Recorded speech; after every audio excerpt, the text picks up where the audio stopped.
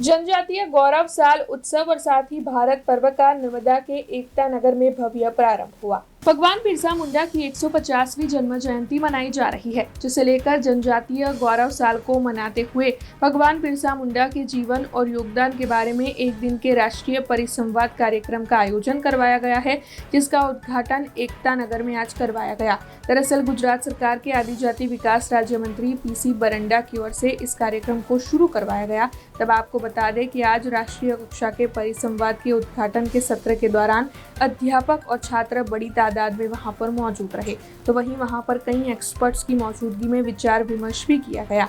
वैसे आपको ये भी बता दें कि प्राध्यापक और शिक्षकों को कार्यक्रम में सहभागी होने के लिए सर्टिफिकेट भी मुहैया करवाए गए थे।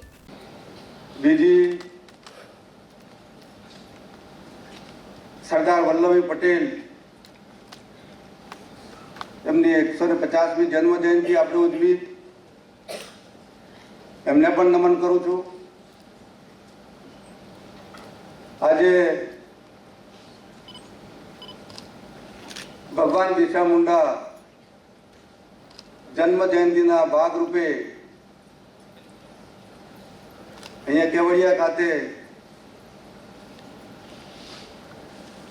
તારીખ 1 થી 15 સુધી આદિવાસીઓ માટે, જનજાતિઓ માટે